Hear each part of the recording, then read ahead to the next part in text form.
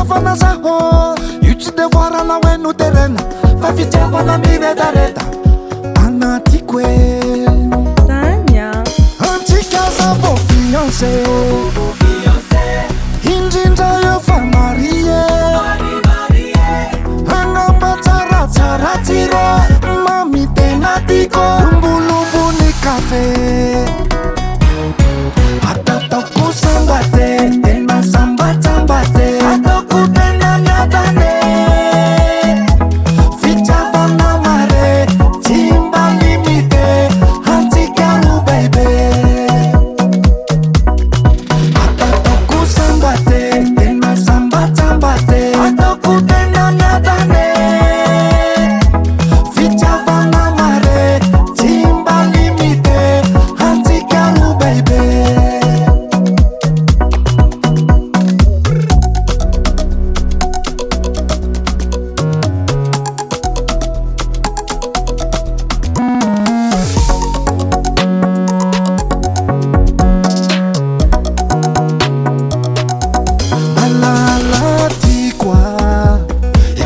fandrina raha itsotsotry anao e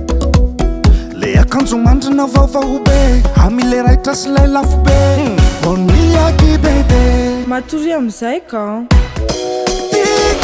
tikoa fa mombanao jiaby efa voakarakarahanao faninahe entipitiavana zaho io tsy de voarana hoe noterena fa fitiavana miredareda anatiko e Sanyo antsika zavo fiancé indrindra eo fa marie angamba tsaratsara tsiro mamitena tiko mbolombony kafe ataotako sambate tena sambatsambate ataoko tena miadane fitiavana mare tsy mba limite antsika no baibe ataotako sambate tena sambatsambate ataoko tena miadane fitiavana mare tsy mba limite antsika no baibe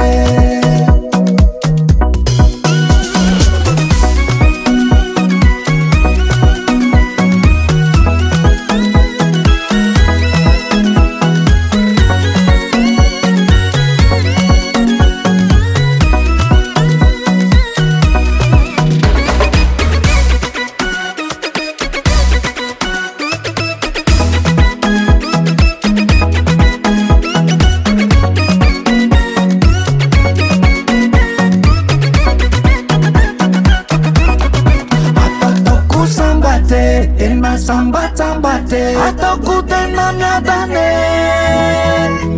fitiavana